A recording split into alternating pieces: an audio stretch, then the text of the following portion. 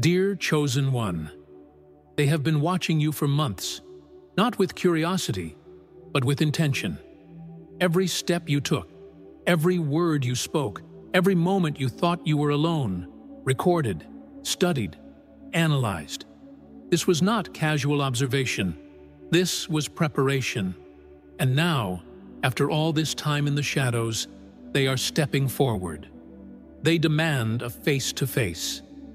Here is what they will never tell you. The months of surveillance were not about finding your weaknesses. They were about confirming your readiness. Every trial you faced, every door that closed in your face, every betrayal that cut deep, it was all orchestrated, not to break you, but to forge you.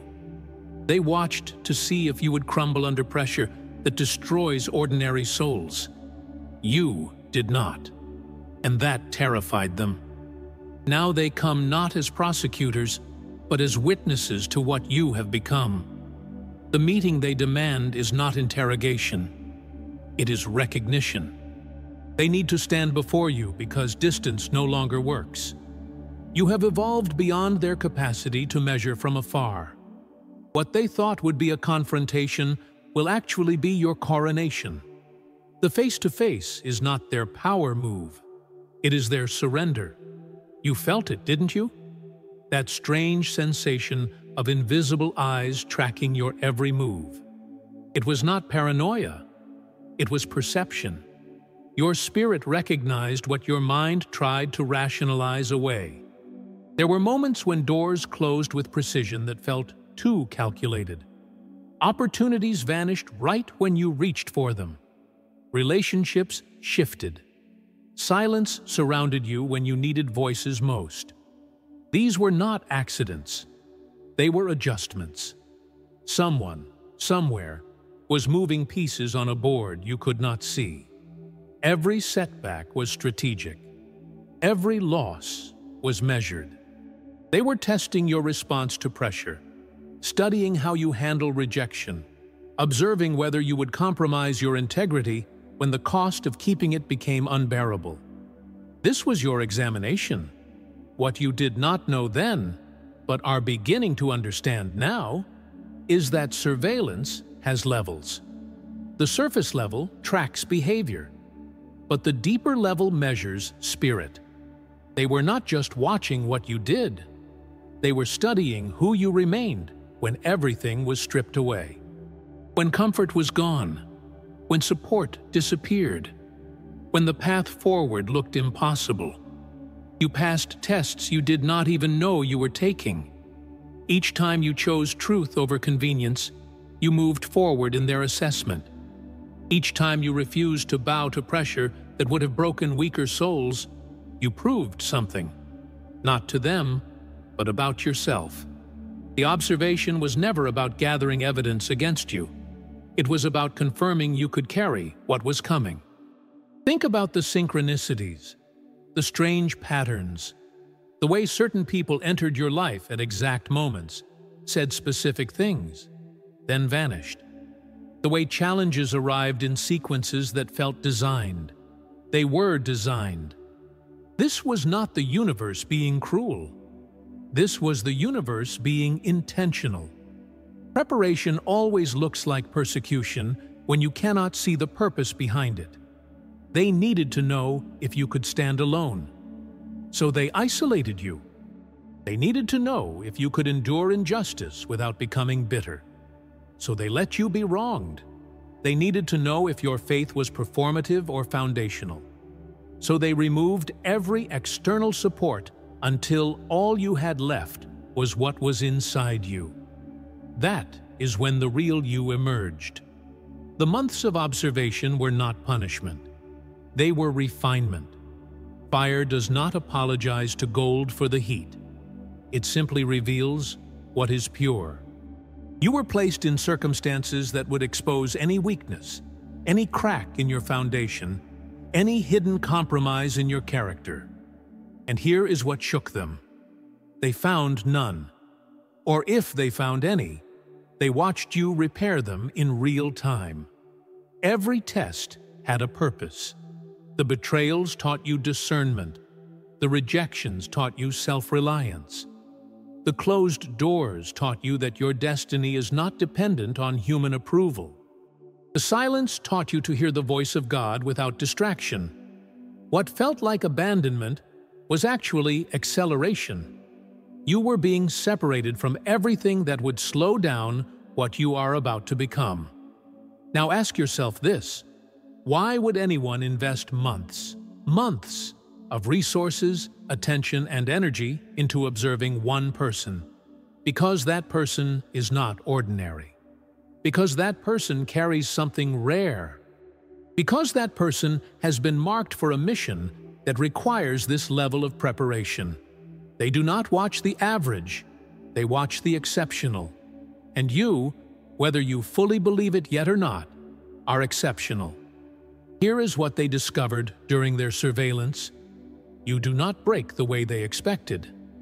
Most people, when pressed, either collapse or compromise. You did neither. You bent, yes. You struggled, absolutely. But you did not shatter, and you did not sell out. That combination, resilience without bitterness, strength without cruelty, is what caught their attention. It is also what terrifies them. The observation phase is ending because it has served its purpose. They know what they needed to know. You are ready. Not perfect, but prepared. Not flawless, but faithful. Not without scars, but stronger because of them. The surveillance confirmed what the divine already knew. You can handle the weight of your calling. Now comes the next phase, the face-to-face. The moment when preparation meets activation. But who are they? This is where it gets deeper. They are not just your enemies. They are not just your allies. They are both. In the spiritual realm, there are forces of light that prepare you for your mission. And there are forces of darkness that test whether you are truly ready. Both have been watching. Both have been taking notes. And both have reached the same conclusion. You see, when someone is chosen for a significant assignment, heaven and hell both pay attention. Heaven invests in your development. Hell invests in your discouragement. But here is the mystery. Sometimes the trials sent to destroy you end up building you instead.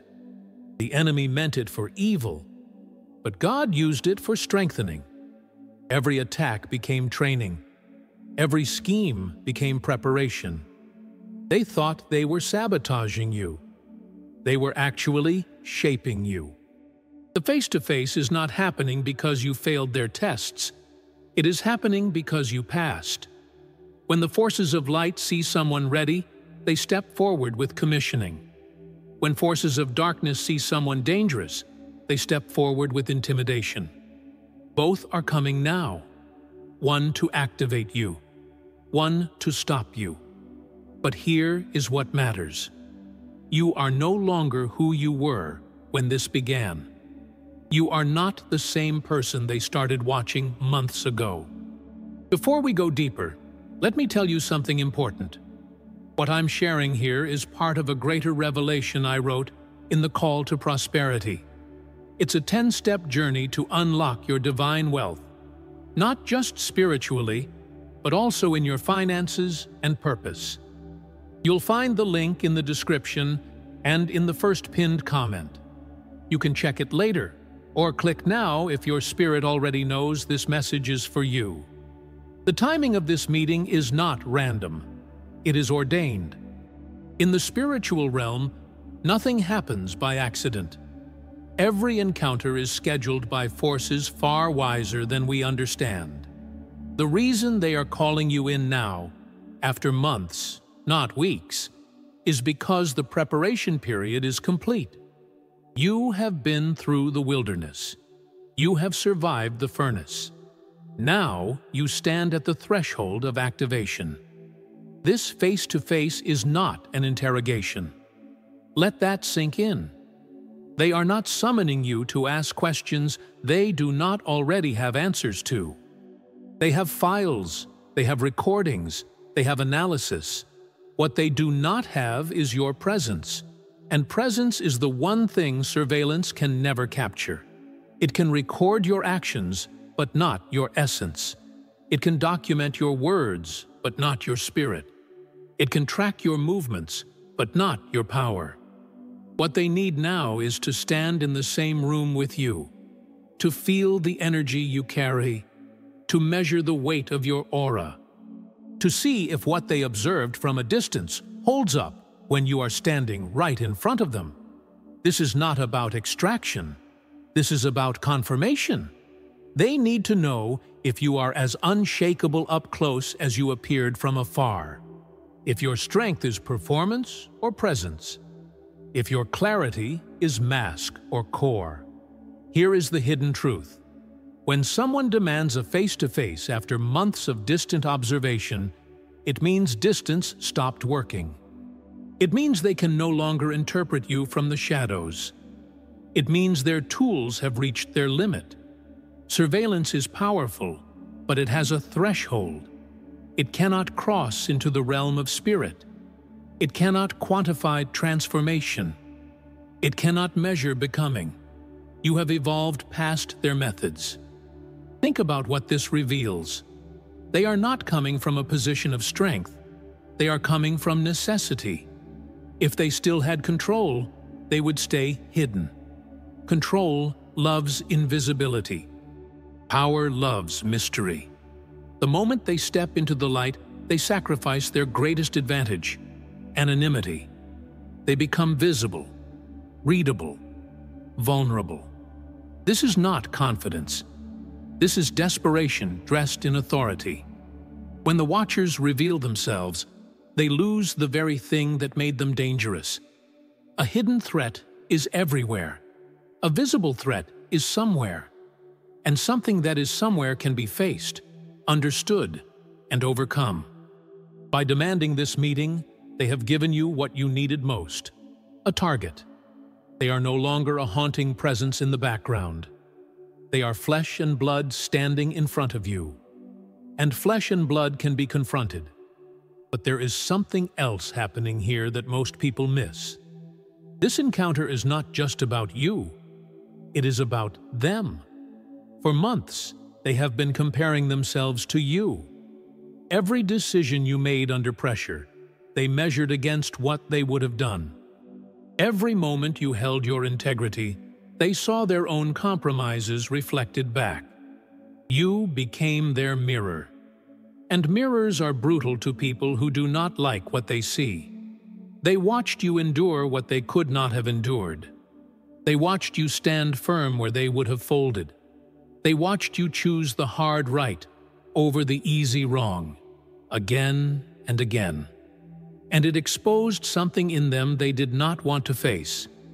Their own weakness, their own lack of backbone, their own willingness to comply with corruption when the cost of resistance felt too high. You did not just survive their tests, you revealed their failures. This is why the meeting carries an undercurrent of something unexpected. Envy. They are not just studying you, they are envious of you. Envious of your ability to sleep at night with a clear conscience. Envious of your freedom from the guilt that haunts people who sold their soul for safety. Envious of the peace that comes from living aligned with truth, even when truth costs you everything. So when they sit across from you, understand what is really happening. They are not interrogating a suspect. They are confronting a standard they cannot meet. Every unbroken piece of you is an indictment of their choices.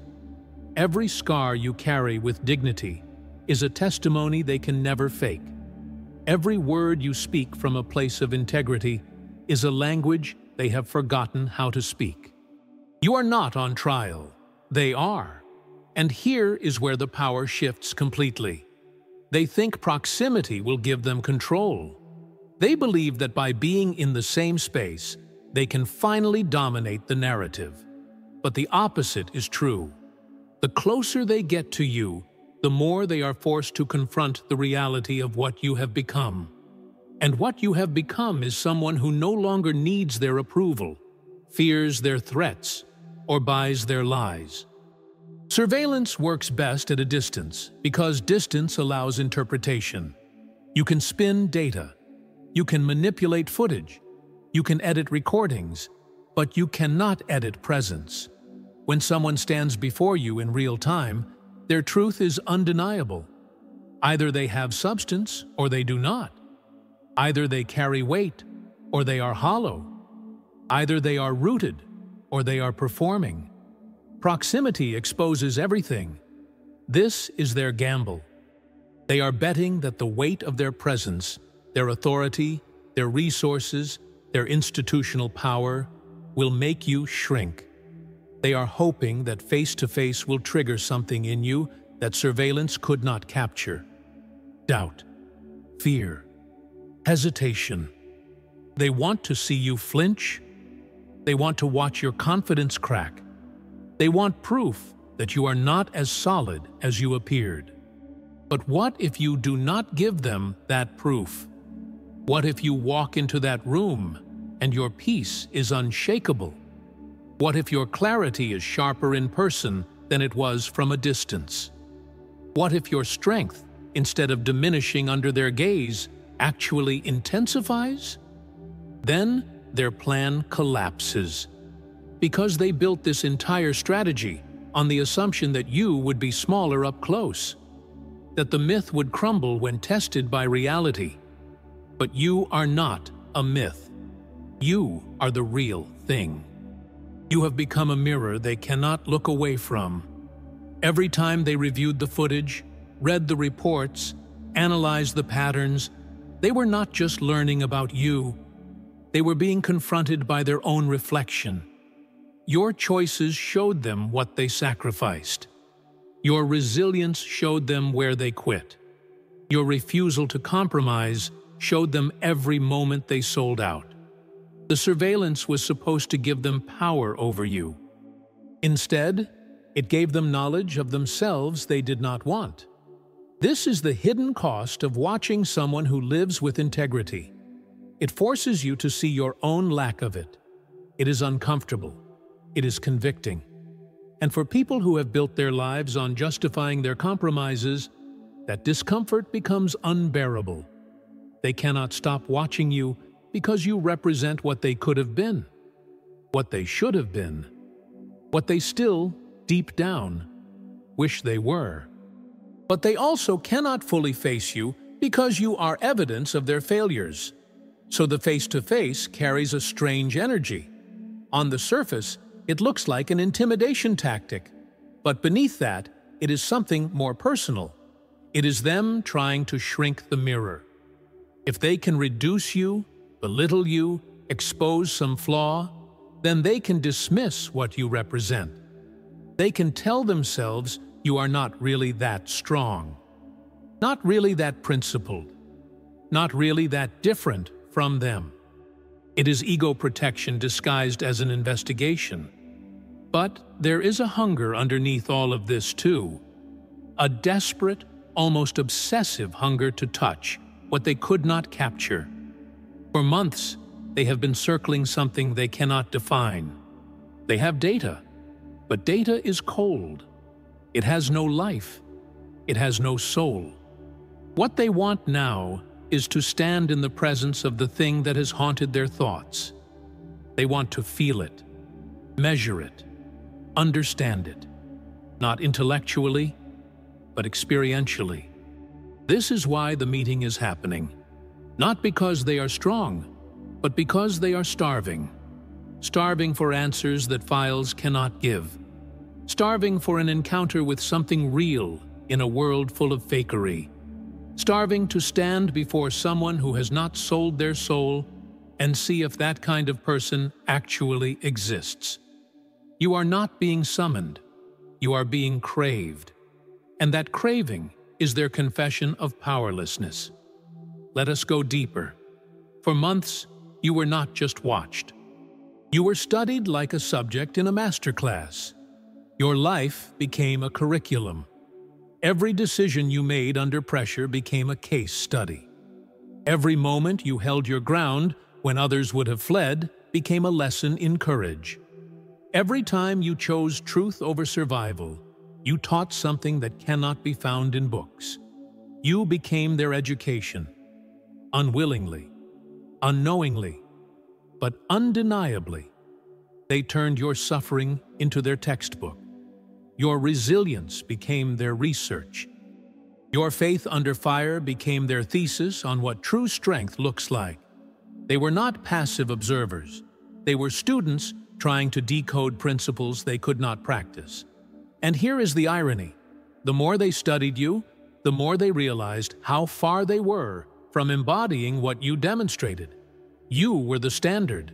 They were the failure. And the gap was unbridgeable. This is why their files grew thicker, but their understanding remained shallow. You cannot learn integrity from a distance. You cannot study courage in a report. You cannot download character from surveillance footage. These things are forged in the fire of lived experience, and they can only be understood by those willing to enter that fire themselves. They wanted the results without the process, the strength without the suffering, the victory without the battle. It does not work that way.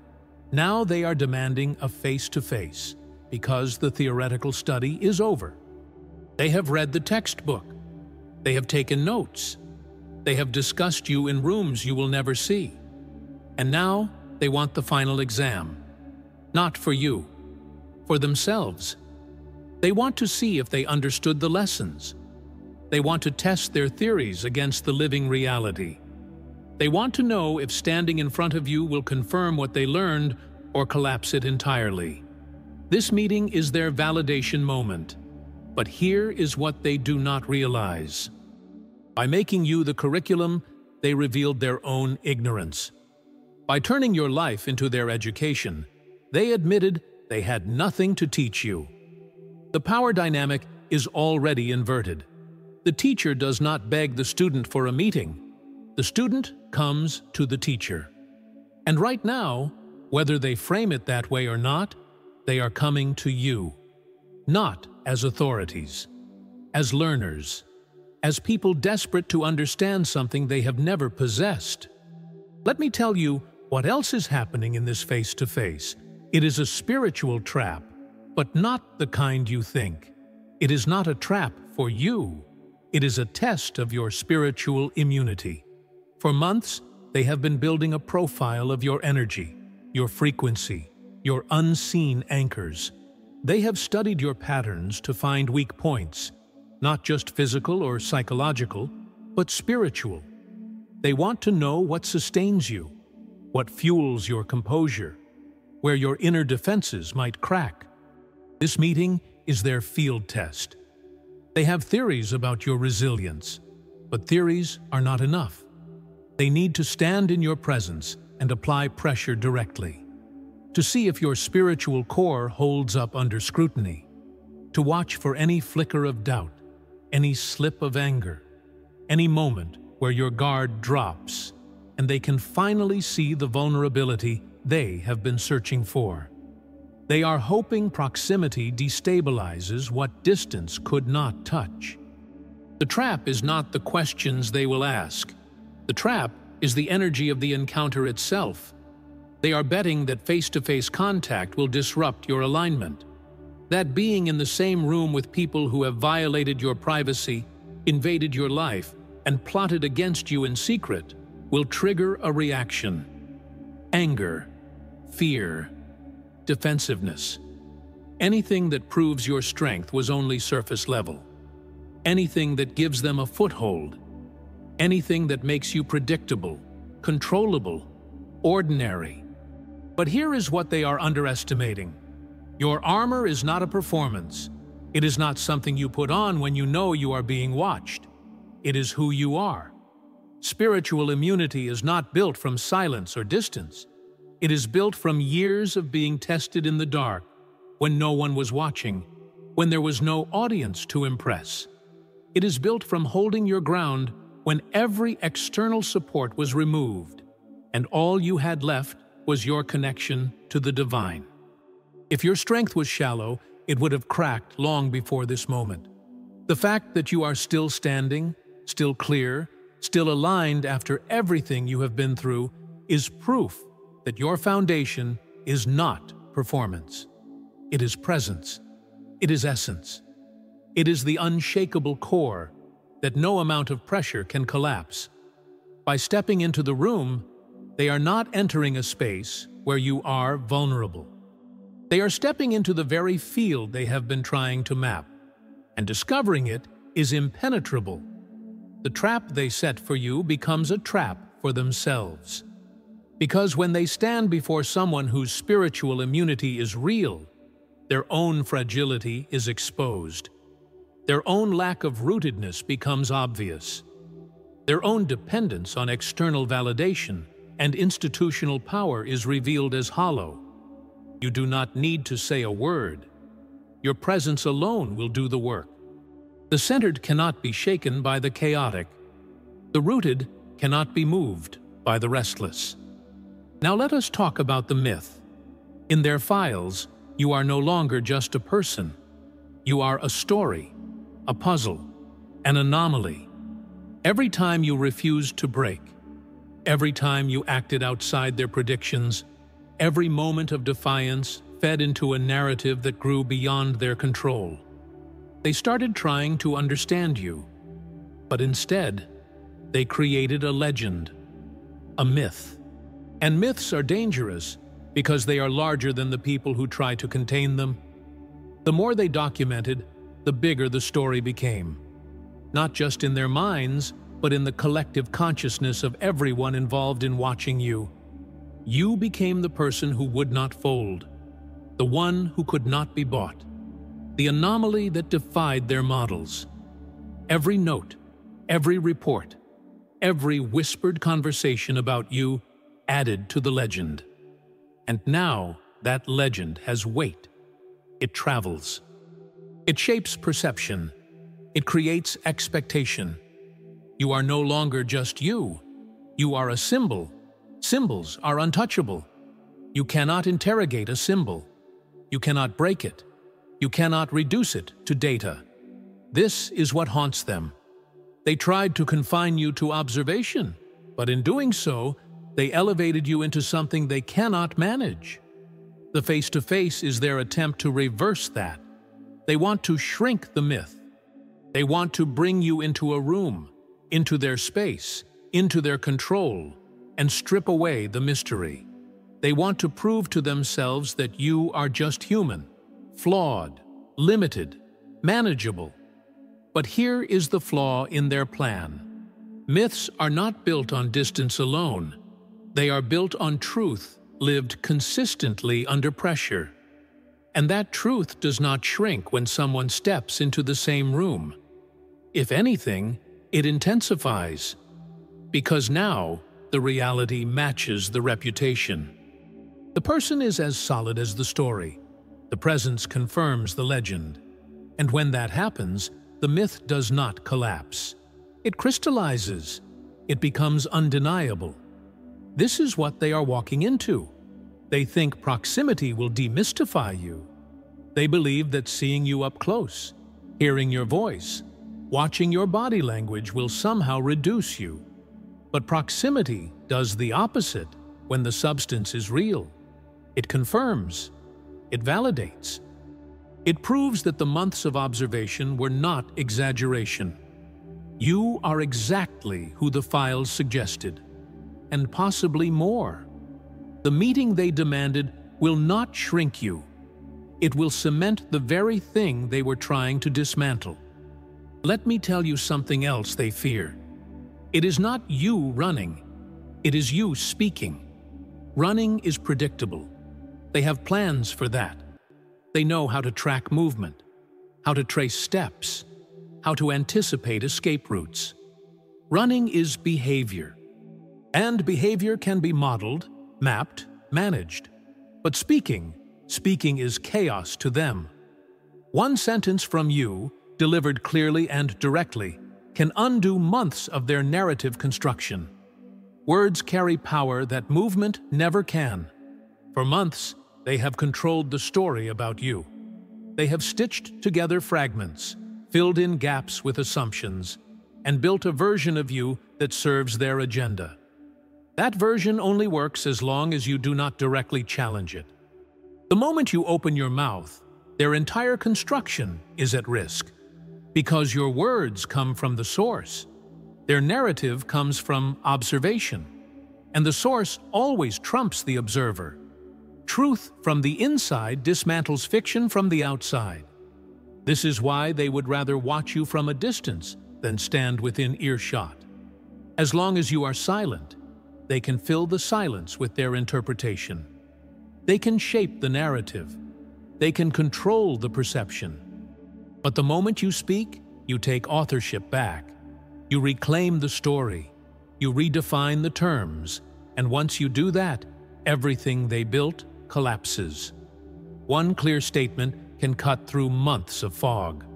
One truth, spoken plainly, can shatter years of lies. They know this. It is why they invested so much energy in staying invisible. As long as they are hidden, they control the script. But now, by appearing, they have given you something you did not have before: an audience, a direct line, a stage. And if you speak with the same clarity you have lived with, their entire operation is finished. Not because you are louder, but because you are clearer. Not because you overpower them, but because you speak from a place they cannot access. Truth lived, not truth performed. The Watcher's greatest fear is not your escape. It is your revelation. Not your movement, but your words. Not your absence, but your voice raised in a space where it can be heard without distortion. They are terrified of the moment when your voice intersects with their narrative, because words from a centered person dismantle the constructions of the chaotic. And they know that once you speak, their version of your story is not just weakened, it is gone, erased, irrelevant. Here is what is about to happen. When they sit across from you, they will not be interrogating a suspect. They will be measuring themselves against the standard they could not meet. Every unbroken piece of you is a testimony they cannot fake. Every scar you carry with dignity is evidence of a strength they never cultivated. Every word you speak from integrity is a language they have forgotten. You are not on trial. They are. And the verdict was already decided months ago when they realized they could not break you. This meeting is not about gathering new information. It is about them confronting what the information already revealed: that you are something they are not, that you have something they do not, that you embody principles they abandoned. The face-to-face is their last attempt to reduce the gap between who you are and who they need you to be in order for their worldview to make sense. But that gap cannot be closed, not by proximity, not by intimidation, not by any tactic they have left. Because here is the ultimate truth. They have been staring at a standard they cannot reach. For months, your life has been a silent rebuke to their compromises. Your endurance has been an indictment of their collapse. Your clarity has been a mirror reflecting their confusion. And now, by demanding to meet you face to face, they are walking straight into that mirror. Not to break it, but to finally, unavoidably, see themselves in it. They think they have been tracking you, monitoring your movements, tracing your steps. But here is what they missed. They have watched your body, but they have not witnessed your becoming. They have surveilled your location, but not your evolution. Cameras can capture motion, but they cannot capture transformation. They can record the shape of your shadow, but not the expansion of your soul. Their footage shows you walking, working, existing, but it cannot record the invisible revolution happening within. The evolution of your wisdom, the quiet rise of your resilience, the sacred strengthening of your spirit. You have been changing faster than they can document. And that is your greatest advantage. Their technology measures distance, not destiny. They are watching a frame while you are rewriting the entire film. Every file they have on you becomes obsolete the moment it's created. Every report they write about who you are is outdated before the ink dries, because you are not static. You are not fixed. You are a river in motion, reshaped by every rock you hit, refined by every rapid you cross, renewed by every storm you survive. They are building a case against a version of you that no longer exists. By the time they finish analyzing last week's footage, you've already outgrown the frame. They are chasing echoes. They are archiving ghosts. They are documenting a life that expired the moment you evolved. Their data is dead because your growth is alive. And what is alive cannot be contained by dead systems. This is the fatal flaw in their operation. They believe identity is a constant. They built their strategy on the false assumption that once they mapped your patterns, they could predict your future. But your essence is not a pattern. It is a process. It is fluid, adaptive, creative. It moves in dimensions they cannot measure because they are using tools designed for the mechanical, not the miraculous. They are trying to map water with a ruler, to chart lightning with a pencil. It cannot be done. They have mistaken surveillance for understanding. They can monitor movement, but not meaning. They can gather data, but not discernment. You are not a subject in their system. You are a symphony they cannot score. You have exceeded their algorithms, transcended their models, outgrown their predictions. You have become a variable too dynamic for their equations. And the most remarkable part? You did not even try. You did not sit down and devise a plan to outwit their analysis. You simply lived, deeply, authentically, spiritually. You walked through pain and turned it into purpose. You faced loss and forged it into wisdom. You evolved in silence while they calculated in noise. Transformation is your rebellion. Growth is your escape. You are beyond documentation because you are still becoming. The moment they think they've figured you out, you dissolve the frame. The moment they close the file, you open a new chapter. So when they finally demand a face-to-face, believing they will confront the person they've been watching, they will not meet the version they expect. They will stand before someone they have never truly seen. All their months of observation will collapse in a single moment of realization.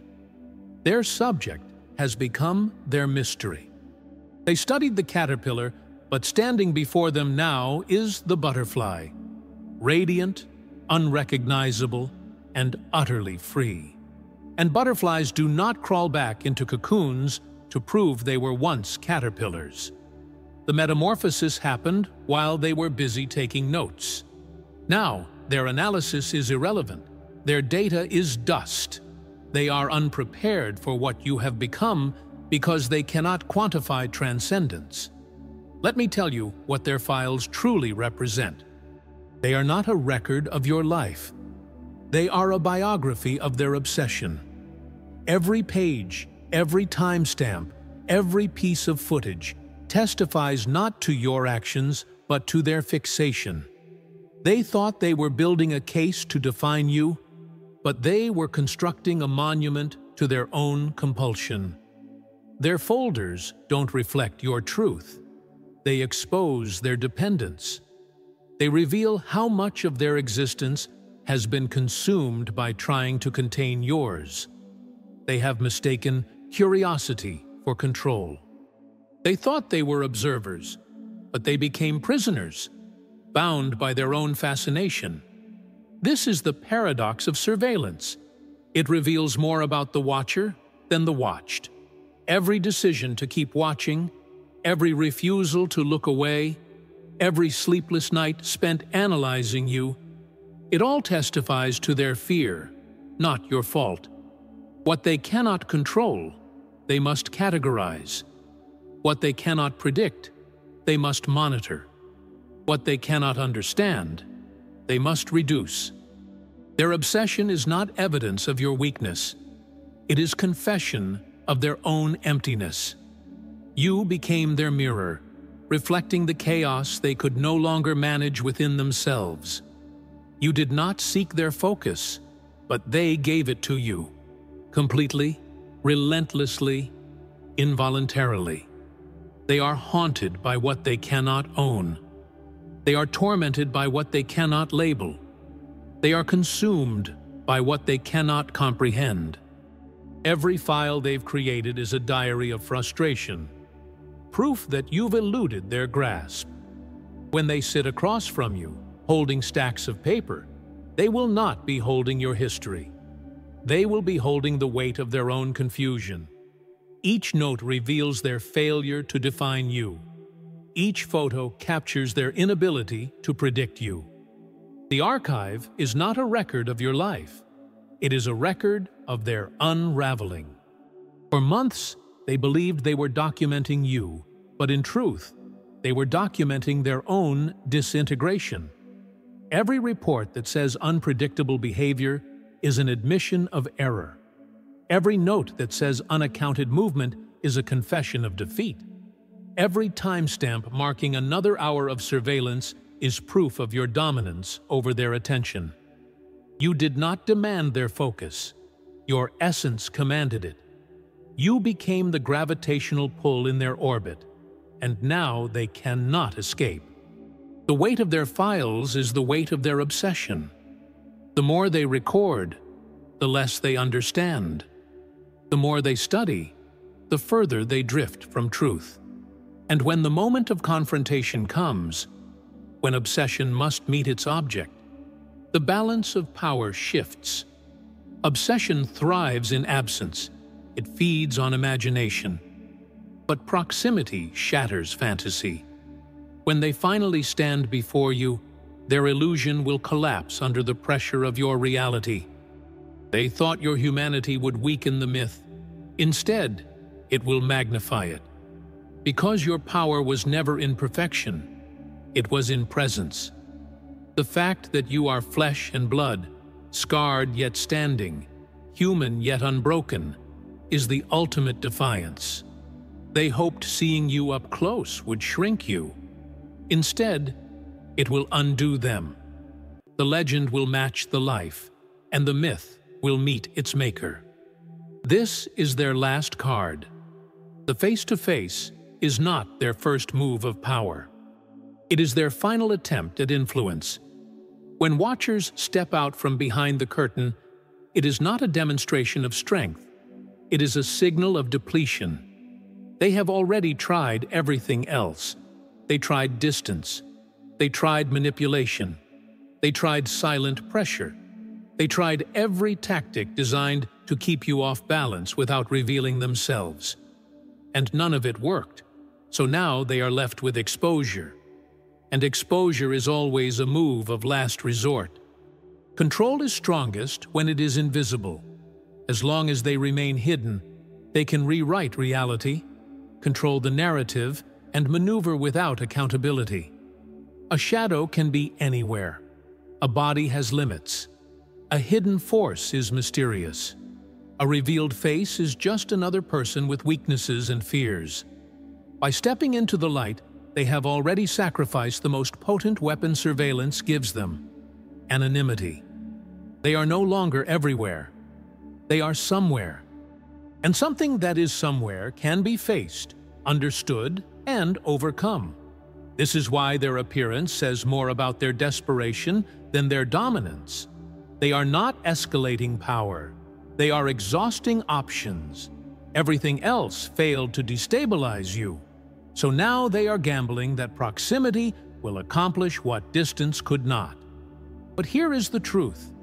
By the time watchers are forced into the open, they are already behind. Their strategy depends on you being predictable, but you have proven you are anything but. They are walking into an encounter with someone who has outgrown their tactics. And that makes this meeting not a beginning, but an ending. What they do not realize is this: every hour they spent watching you was an hour spent building your legend. Surveillance is meant to shrink a person, to strip them of mystery, to reduce them to data points. But when it fails, it does the exact opposite. It magnifies. It elevates. It transforms the watched into the significant. By investing months into following your every move, by cataloging your every decision, by making you the center of their operation, they did something they never intended. They built you a throne. Without realizing it, they have crowned you, not with ceremony, but with fixation. Every file is a brick in that throne.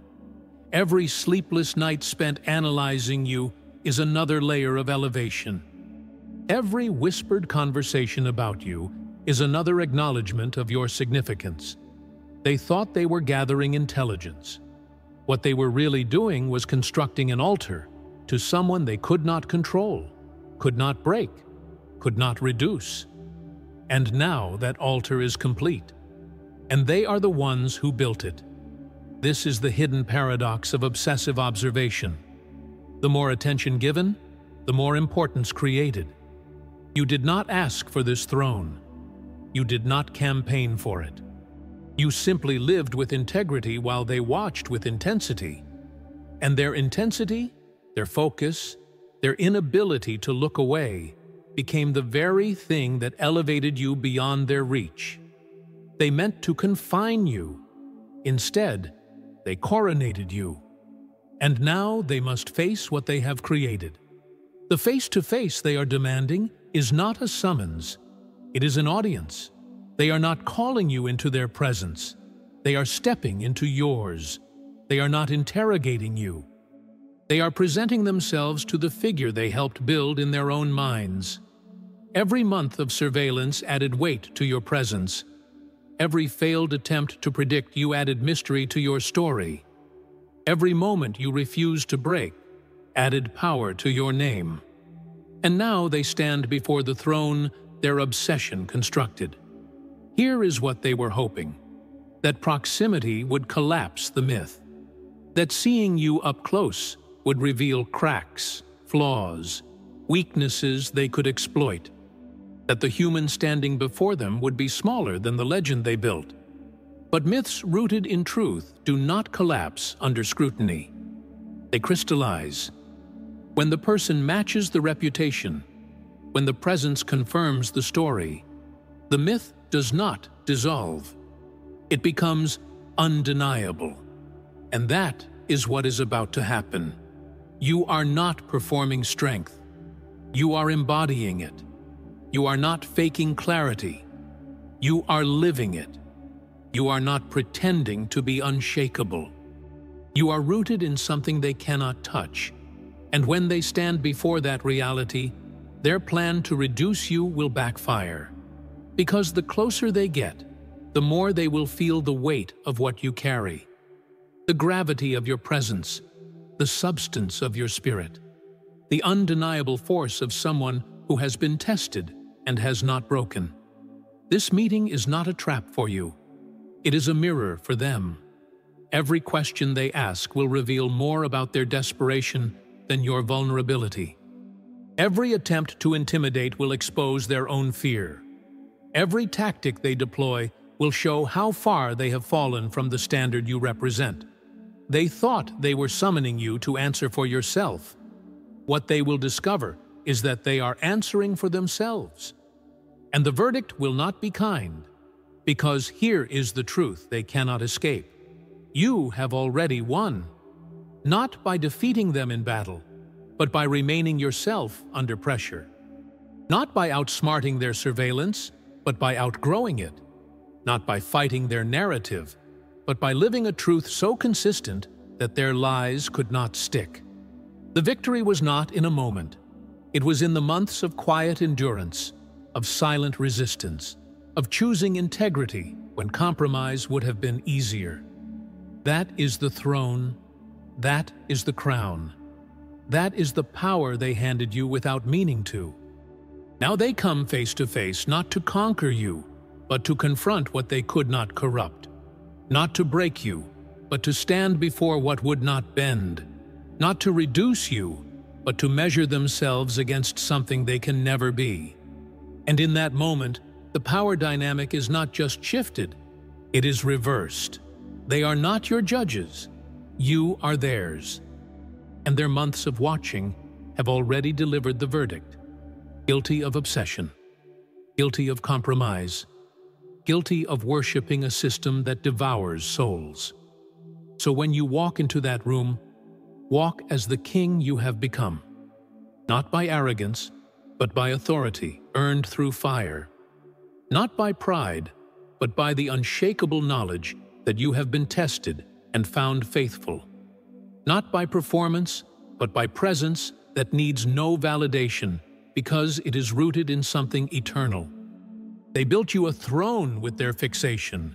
Now sit on it, not to dominate them, but to remind them what they lost when they chose control over character. This is not a meeting. It is a coronation they cannot stop. This is not an interrogation. It is a revelation of power they cannot contain. This is not their victory. It is the final confirmation of yours. The face-to-face is not the beginning of their control. It is the visible end of it. And you, dear chosen one, are walking into that room not as a suspect, but as a sovereign. The watchers wanted a confrontation. What they are getting is a reckoning. Before we close, I need you to do something. If this message stirred your spirit, if you felt the truth of it in your bones, hit that like button right now. Subscribe to this channel because what we speak here is not entertainment. It is activation. And remember that ebook I mentioned earlier. The Call to Prosperity will show you how to move from survival to overflow, how to renew your mindset, build financial order, and unlock the wealth God placed inside you. The link is right there in the description and the first comment. Don't just hear the call, respond to it. And I want to express my immense gratitude to those who support Buy Me a Coffee. Every contribution allows us to continue spreading this message. If you'd like to support us, the link is in the description. Walk into that room knowing this: they did not summon you. You have been sent, not by them, but by the one who saw your faithfulness in the shadows and is now bringing you into the light.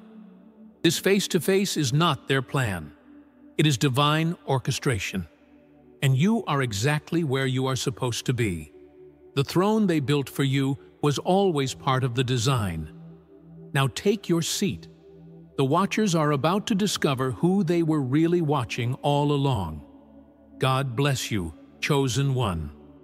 This is not the end. This is the beginning of everything they feared and everything you were destined for.